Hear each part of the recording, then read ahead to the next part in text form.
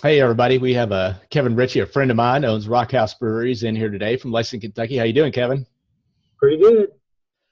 Part of this podcast is talking about things dudes like, and I don't know if there's much more than dudes like than beer, maybe boobs. Yeah, yeah. Those are two good things. Well, One of the we usually like to combine them if we can swing it. They go exactly well our together. our ratings would be much higher. Our Yeah, downloads would probably be a lot greater if we combine the other, unless it was ours. yeah, that wouldn't help. That wouldn't help out at all.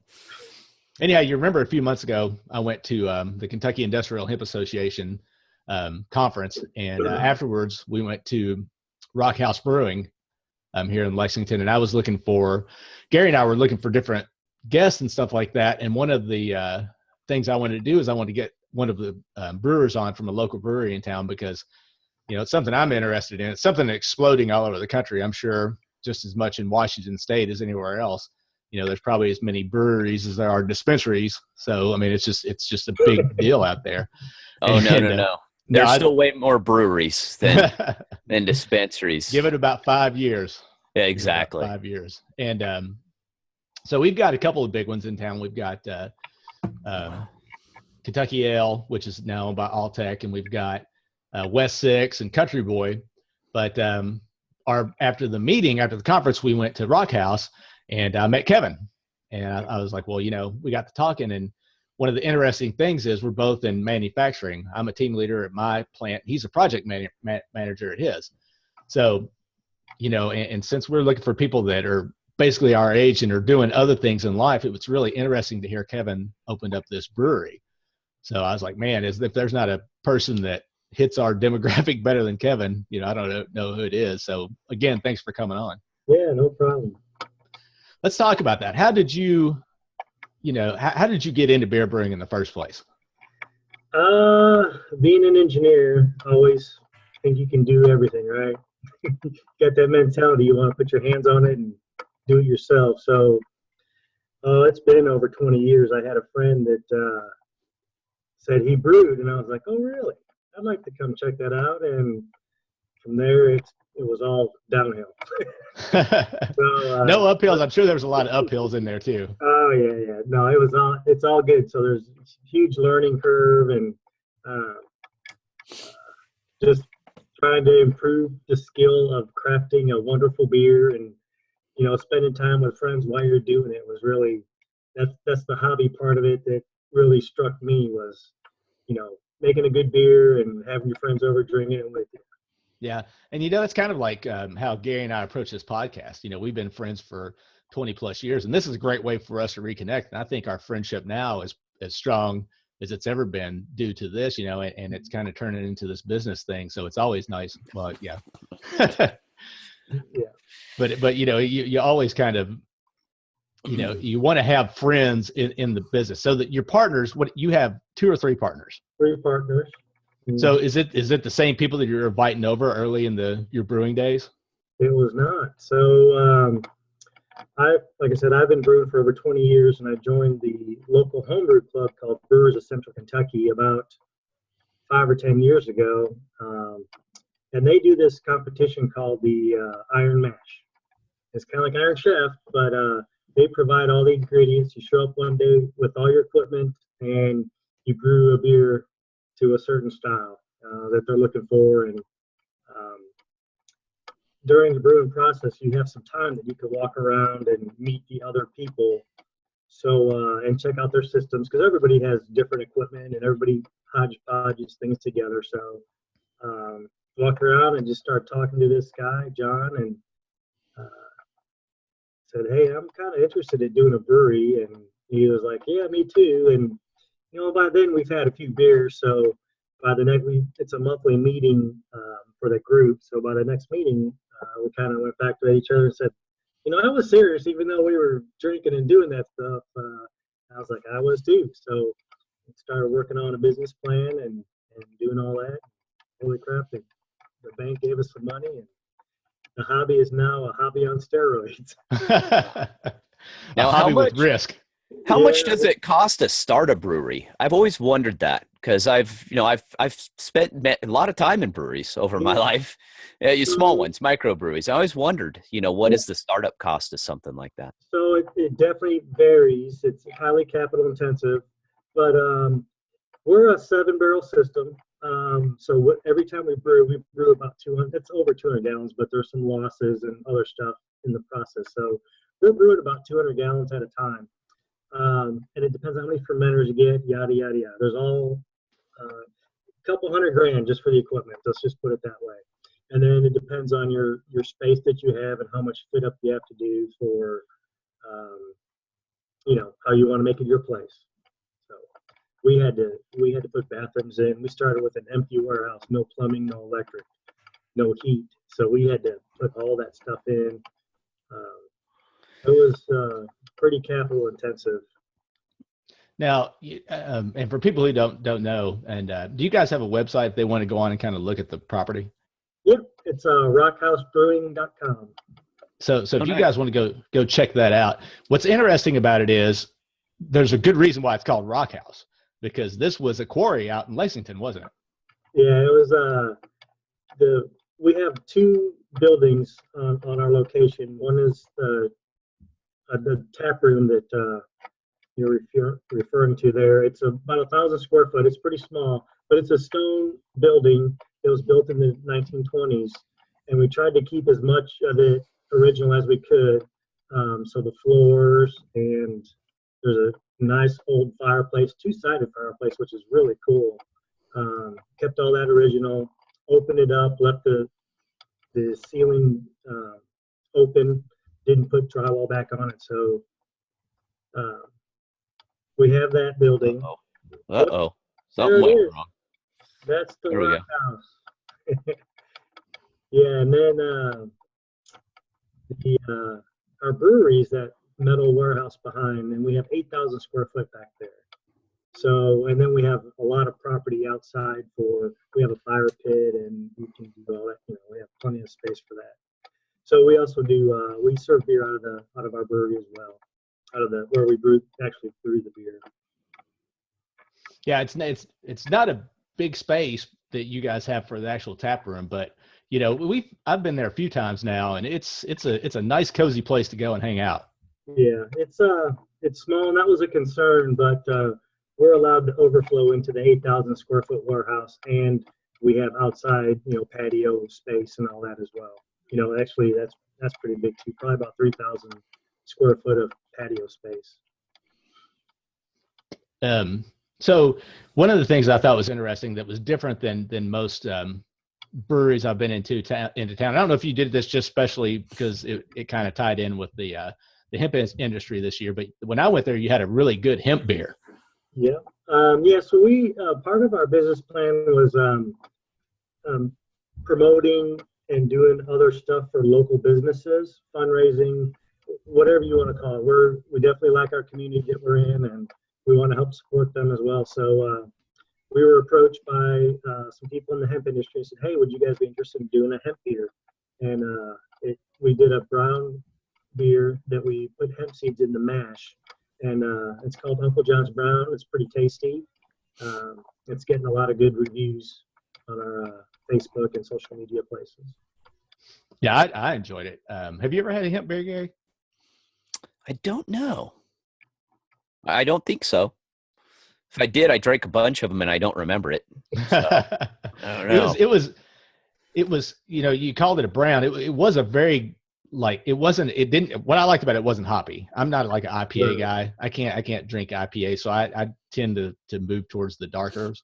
So that was a definitely darker beer, but it was smoother than most beers that I found. Is that what you noticed? Yes. The brown beers are pretty, I don't want to knock them, but they're pretty mellow. Usually you get nutty flavors. This one with the hemp seeds, if you just say the hemp seed by itself, it tastes kind of earthy. So we played on that flavor to give it that earthy balance between the hops and the malt when we brewed it. When you guys first started out, or when you first started out brewing, how long did it take you to get one that you were like, man, this is a good beer? Yeah, it takes a couple of batches, and with the technology and the information that's out there today, people can get started running pretty quick.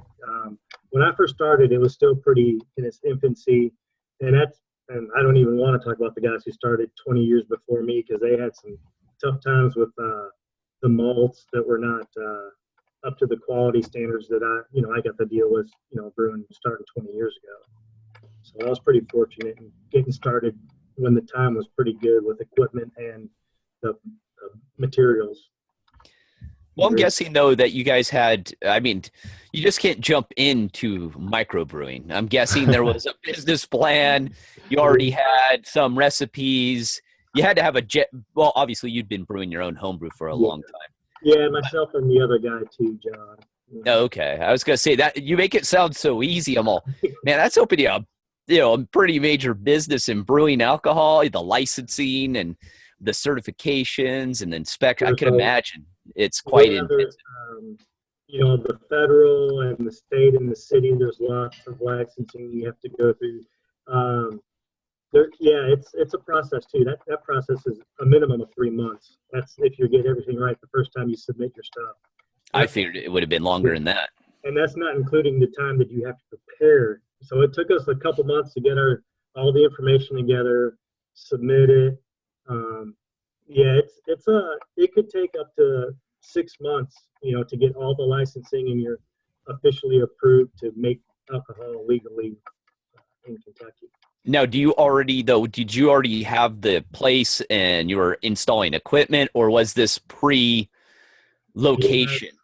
So that's the funny thing is we put some money in, but we couldn't fund it totally ourselves. So we went and got a loan from the bank. So the bank, when you go there, they want you to have your location selected. Well, we were in the process of looking, so it was kind of a tricky situation where they didn't want to give us money unless we had our location, and we didn't want to sign a lease until we knew we had the money. So it just kind of worked out. We had been looking for a while. We probably looked, it was probably almost a year before we officially signed a lease. And it's zoning, all that stuff comes into play. We had to be in a manufacturing. So in Kentucky, that's an I-1 zoning that allows you to manufacture a product. Well, 8,000 square foot, that's huge. I mean, that's pretty good to get out of the gate with that and find something. We were pretty lucky, and we even have some off-street parking, which is not very common in Lexington. So we're pretty lucky. And that's a big parking lot. And I mean, if you could use all that in the back, man, that's a lot. Yeah. Yeah, I don't know if you just saw that. Yeah, I've got my daughter flashing us in the background. Yeah, I have. I'm not sure what laws. I'm not sure what laws were just violated there in the world, but I want to have a disclaimer. I had absolutely nothing to do with that, and I did not see anything. There we go. So anyway, you guys have that. How much of that space is actually yours? Because it looks like it goes way back there. So that whole campus that's there, there's 4 buildings. We have 2 of them. One of them is completely empty and pretty much useless until not useless, but it would need a lot of work. The other is there's an automotive garage in the back. So you can just call it, we have 3/4 of I don't even know how big that whole space is. It's pretty big. For in the city, it's pretty big. I mean, Gary, this whole area of Lexington we're talking about it's definitely been through gentrification. There's a nice breakfast place right in front of it, Minton's, and you got to go back to get to Rock House. But that whole area has just in the last 5 years is completely different than what it was before then. Yeah, it was pretty rough a few years ago, like you said, and they're remodeling and putting some money into that area. The really cool thing about it's the No-Lie area, North Limestone, is they're building some houses there that are going to be dual purpose, so people can run a business out of their homes. So they're kind of going after those artisan people, which is really cool for that area. Well, not to mention probably a lot of millennial business or millennial generation, I mean, that's what they want to do anyway, is operate businesses out of their homes. So, I mean, that's probably a perfect area for it. Yeah. That'd be kind of cool. I'd like to sit in someone's living room and they serve me beer and feed me. I mean, heck, that's not bad. You know, I create that. So do you guys serve food too, Richie? We get food trucks to come. So we have a food truck every day. Oh, okay. I was curious. I started thinking about that. I went, okay, all the other stuff. I'm all, okay, now throw in food.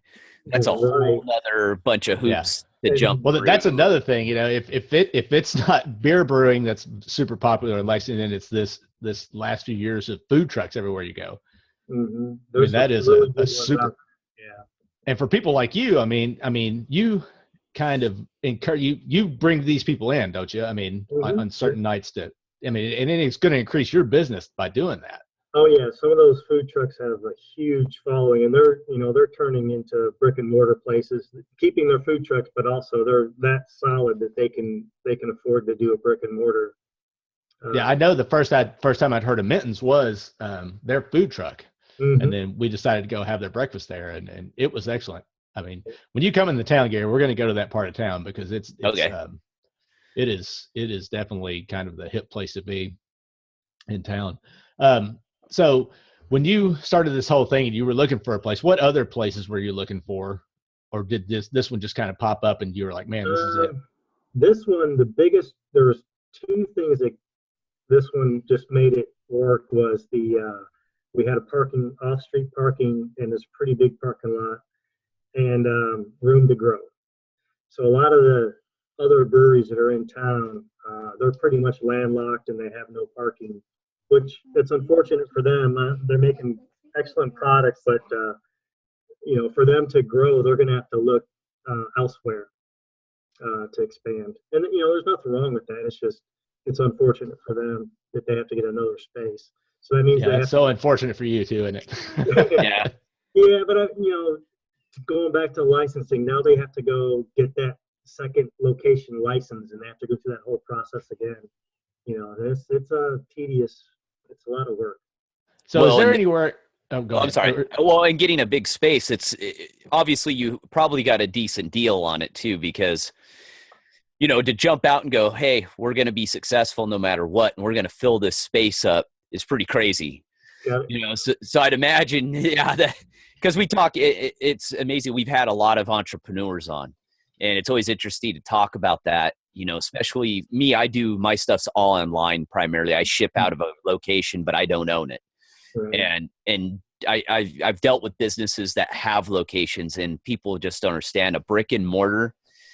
It's tough. And you talk about selling alcohol and brewing. Holy cow. I mean, not for the weak.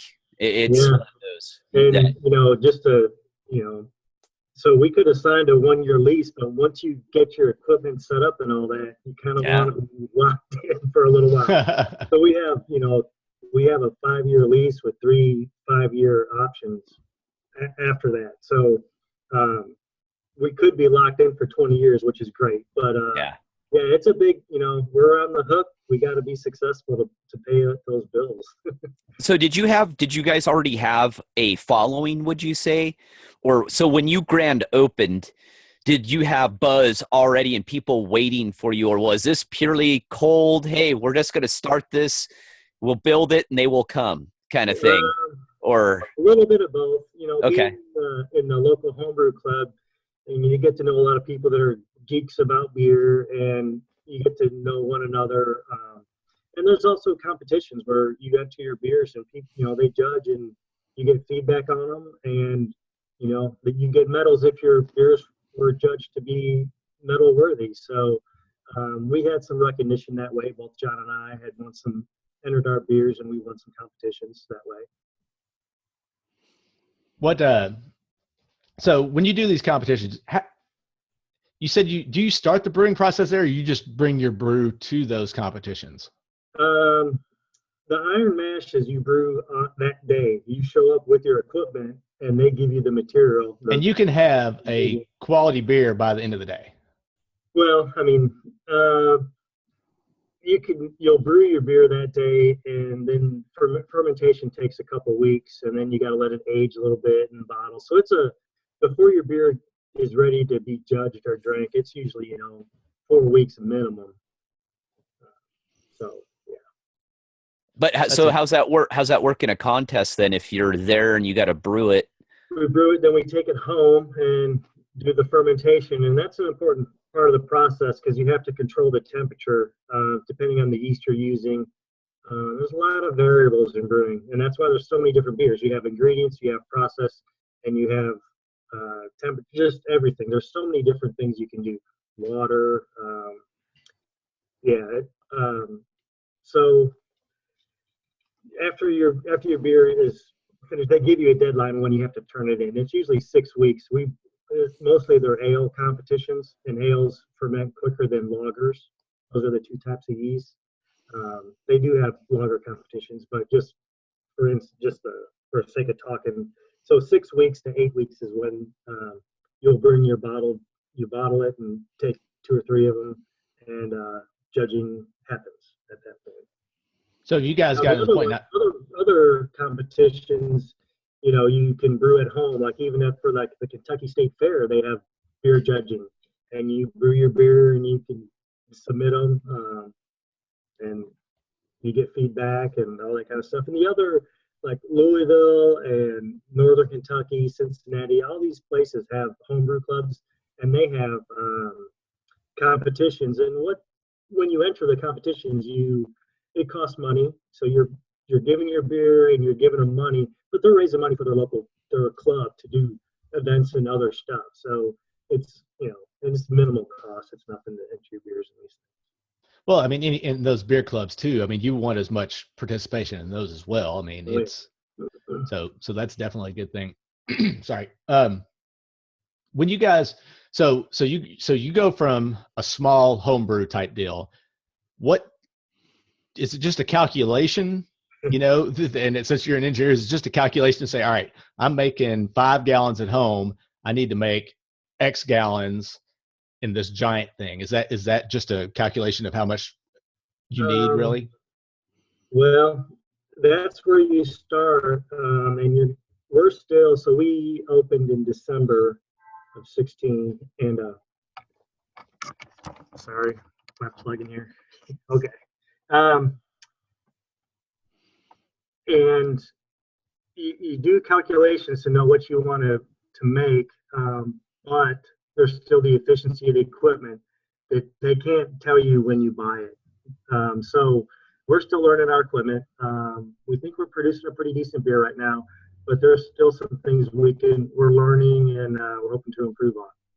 Yeah, well, so I can tell you. I'll tell you, you're making a good beer because I like it. So yeah, so John has had some commercial experience, so we, like Gary said earlier, get just to go, hey, let's go start a brewery, and there was some thought behind it, and the partners that we have they all bring something that not all of us have, so we help each other out. That's awesome. Wayne, so I'm very upset with you right now. I really am.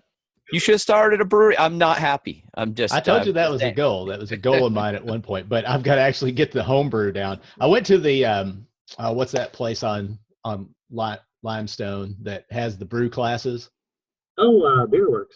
Yeah, Beerworks. Yeah. My wife, before the show, my wife gave me, or our wives, so me and 2 of my friends' wives got us a Father's Day gift to go there for beer class. So we went to the first beer class up there, and they had all this stuff. And when we got done, we all kind of looked at each other and say, all right, this is going to cost, I think it's about $120 to get all this stuff. Were they wanting us to actually buy this stuff and try it? Or were they just hoping we would go there and drink beer and enjoy it? So we at that time chose to just enjoy it because I don't think any of us were ready to step our feet into this. But it was a really awesome class. I mean, I learned a ton just in that 3 or 4 hour class or whatever it was, just how that early process starts. Yeah, the guys are great there at Beerworks. We definitely, I use, as a home brewer, I was buying all kinds of ingredients and getting information. And again, some of the guys that teach that class there are part of the Brewers of Central Kentucky. So they're pulling from the local knowledge base in the area. Now, how hard is it to get ingredients? Obviously, when you're a home brewer, and I've actually watched friends homebrew. To Okay. me, I wanted to do it, but I just never had the time. It's fascinating. Yeah. And it, Yeah. so, how do you People. do that though? I mean, you could get small batches. Now you got to go big batches. Yeah. So when I started, there really wasn't any local homebrew shop. Um, so I would get stuff online. But now that it's more gained more popularity and all that kind of stuff, there's two local places that homebrewer can go get stuff, ingredients, most everything you need. Well, how's that work though? Far as because there's so many breweries now, and as you know, there's a lot, especially out in California. Well, I mean, you're that from was the area. San Diego is like the yeah, Ballast capital of the Point, world for. all that. I watched all that boom. I was at some of their parties, not Yeah. knowing, and watched these guys become millionaires and had no clue who they even were. I was just there to drink the booze, and but to see it, I always wondered, how do you separate yourself if you guys are all kind of buying the ingredients from the same places? Is there a way for you to get more exotic ingredients to kind of change things up, or does everyone kind of buy from a lot of the same place? Yeah, that's probably a pretty good. Yeah, there's certain malt distributors, and everybody's buying from those people. The hops, the big dogs, the big guys, they have contracts with their hop supplies to secure their beers, their hops, and the flavor profiles that they're going for. Being small, like it's just starting out. We don't have that, so we got to make do with what is available. Okay. So it makes it a little tougher on us, but so far we haven't had too big of a deal. There's enough supply out there. I know a few years ago, all the hop farms in Seattle, was it Seattle? Somewhere there was a big shortage of hops, and so a lot of the breweries were scrambling to try to reproduce their beers with a substitute hop. But that was 5 years ago. So I'm guessing it comes down to like temperature. Then you got to change all the other, because I know enough about it's you got to know your chemistry. I mean, you got to be fairly smart. You just can't brew beer. Usually, I've seen guys do it and it tastes like crap. Yeah. But so is that kind of how you guys separate yourself? Is you kind of alter, even though a lot of you are using the similar ingredients, you're using different amounts, using different fermentation process. Yeah, let it. Okay. And even there are, I think there's about 28 different styles of beer according to the guidelines, the judging guidelines, and then there's subcategories. So that brings up to say 100 different styles of beer that if you were going to put your beer in a competition, you would enter it under that category and subcategory. But some of the stuff we like to do is kind of like smash some of those categories together, like I don't know. Making fruit beer, which people do, but let's see, what else have we done? Pumpkin sour. Just now, how's that all? Is that infused, or is that is that part of the actual process of the brewing? Some people do it that way. So here's another. So some people can infuse. When we make our pumpkin, we actually do it in the mash.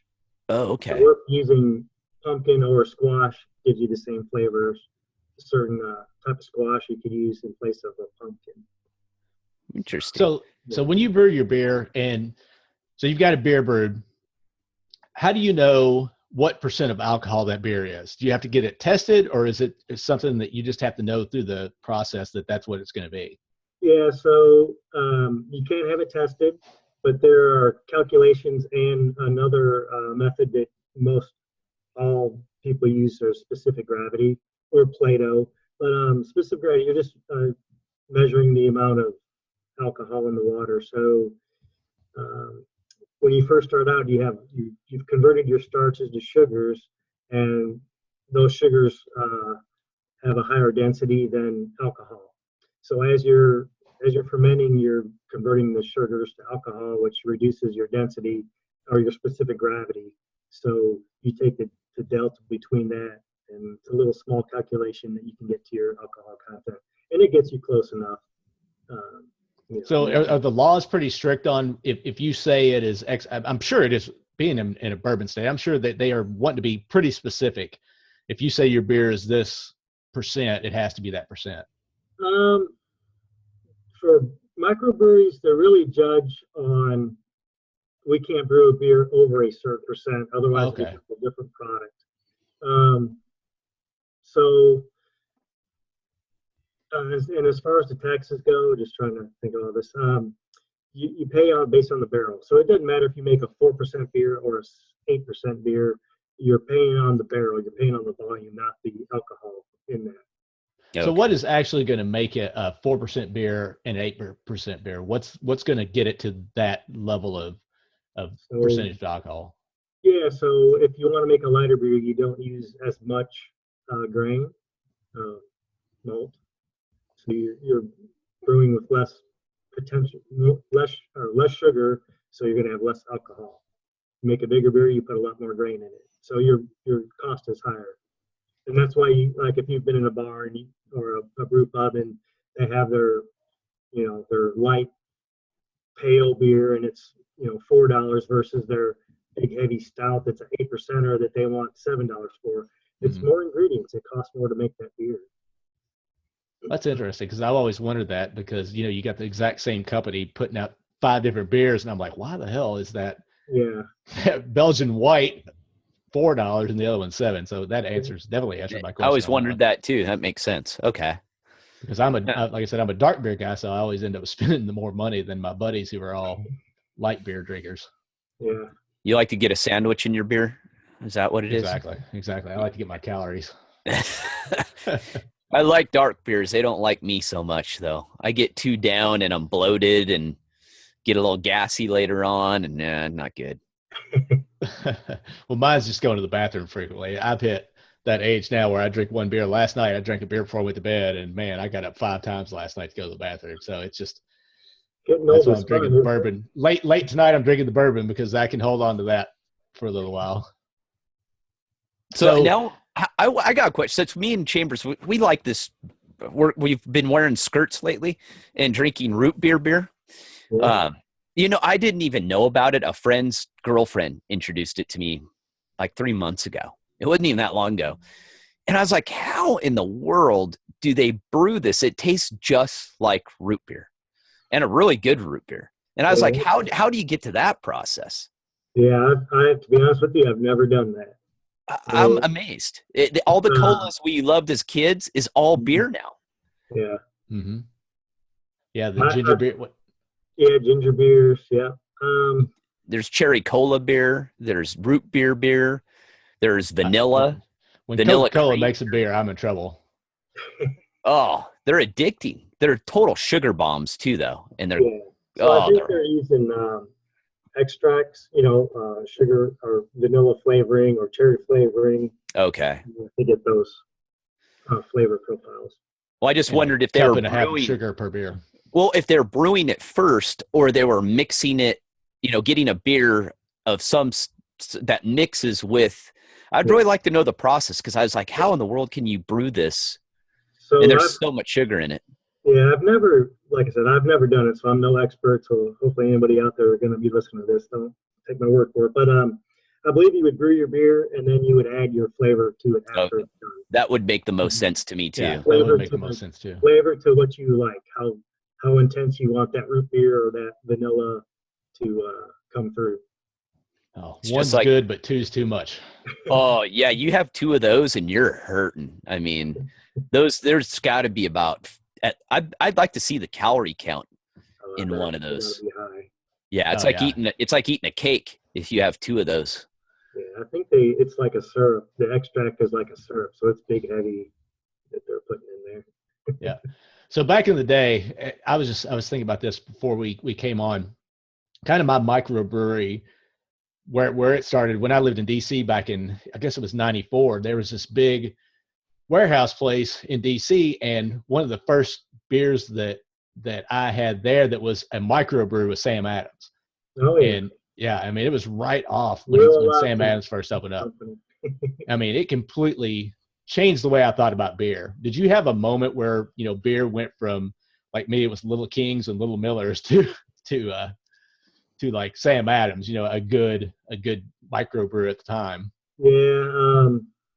Well, I was pretty fortunate that I had an older brother that would have keg parties, and for his keg parties, he wouldn't get Budweiser and stuff like that. He would get, not saying it's a great, but I still like it, Molson or Lowenbrau, or these non light lager beers.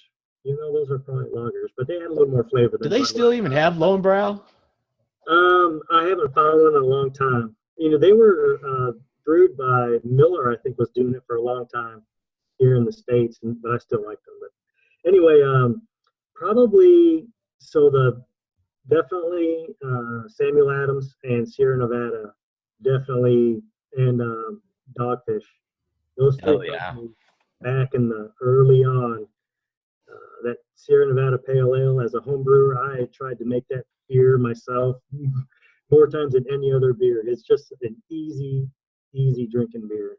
And they have made bukus millions of dollars on that beer too. Oh yeah, man. Good stuff.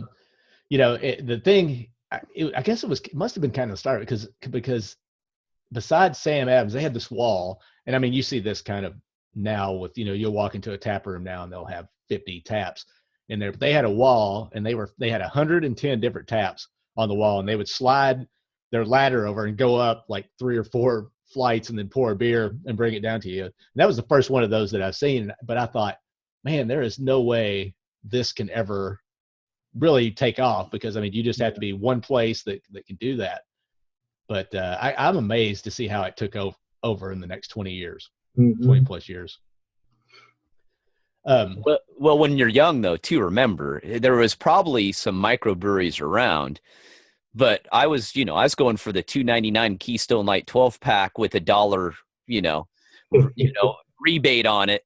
I didn't have enough money to go enjoy a real beer back then, I remember buying the beer. It was just white label with black letters. Beer. Yeah, the generic. Oh, it was awful. It was terrible. Well, I think it's funny. Probably one of the most popular beers out right now, especially here in Lexington, is Fall City. Yeah, and I don't know if you had Fall City out where you were, but I mean it's a local beer. But Fall City was back in the day, it was called Fall. It was Fall Shitty, but now it's gotten popular again with the hipsters. So it's Fall City again, and it's like $2 a can, and everywhere you go, and that's like the beer to drink. Pabst Blue Ribbon became trendy with the hipsters and stuff, and I'm all, you got to be kidding me. You must like crap in your pants, because I don't know anyone who, those beers that had a nostalgia comeback. I've tried I don't know about you guys. Have you tried those cheap beers that you drank in college and when you're young? Oh, like Schlitz and Stroh's and God, they are awful. Schaefer and Schaefer Light. Ballantine. Remember Ballantine? I haven't heard of Ballantine. That was for me. Oh, it was a Roto-Rooter. It was going to clean you out. Yeah. Old Milwaukee. Yeah. Oh, yeah. All those beers. Yeah. Yeah. Terrible. Yeah. Well, Kevin, I want to thank you for coming on today. I think, that was a lot of good stuff. And like I said, it's something I always wanted to try and do. I don't know about you, Gary, but one day we'll have we'll make an old dudes label beer, and hopefully, and it'll probably be terrible. It'll be terrible. Yeah. But it'll be awesome making it though. Yeah, exactly. Well, the thing is, it's always a guy's dream to do it, but I've watched it, and watching it was hard. Just watching how to do it. I could imagine, I'd forget and it'd be in my garage, for, 3 months fermenting, probably blow up all over the ceiling. No, I want to. Yeah, I want to. I mean, as I get older, I like microbrews. It's not even close. I mean, you go to a it's good beer usually.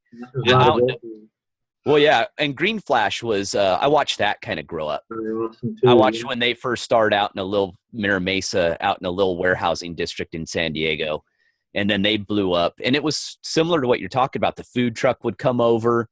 They didn't serve any food, and what's cool about them is, people would have their dogs inside, and it was such a different vibe, as opposed to going to a bar and grill.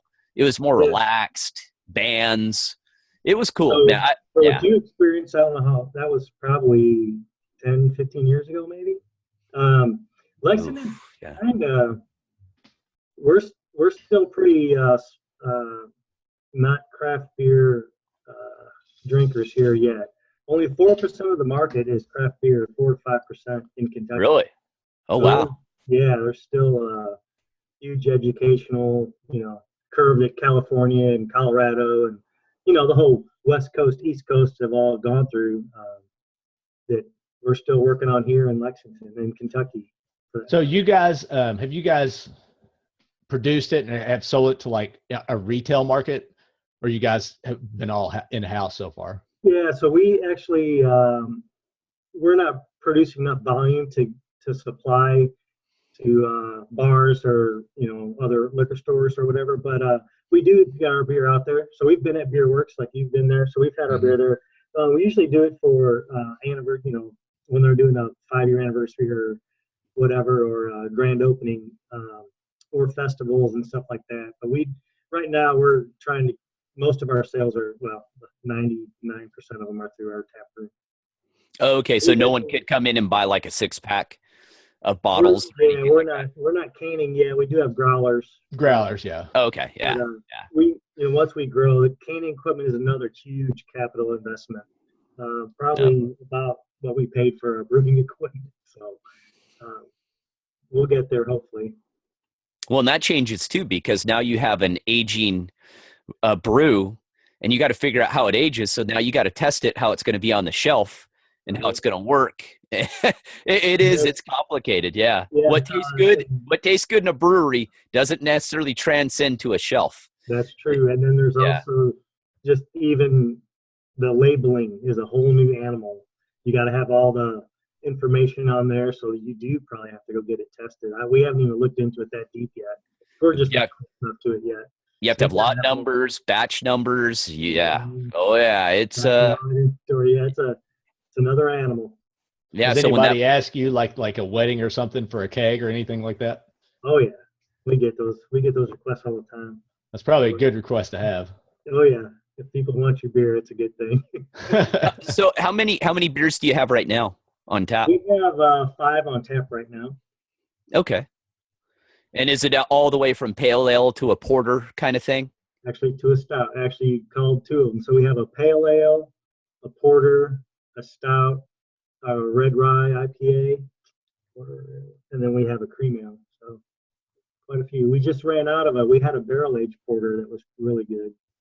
We'll have some more of that soon. Those are some specialty beers that we like to treat our customers to here every now and then.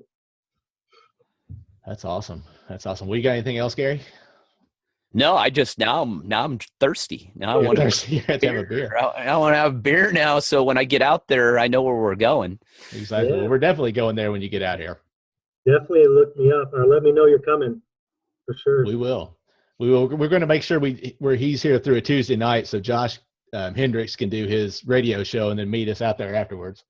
Oh, cool. Yeah, Josh is awesome. Yeah. What do you mean? We'll be on Josh's show. Exactly. That's right. That's right. You want to do it live? We might as well just fly out here for his. We'll just do the tour. Show. Yeah. Exactly. Hit it all. All right, Kevin. Thanks for coming on, man. And thanks, you guys check out rockhousebrewery.com, right? Yep. Visit. And all right, guys. Well, thanks for listening again, and we'll see you guys next week. All right.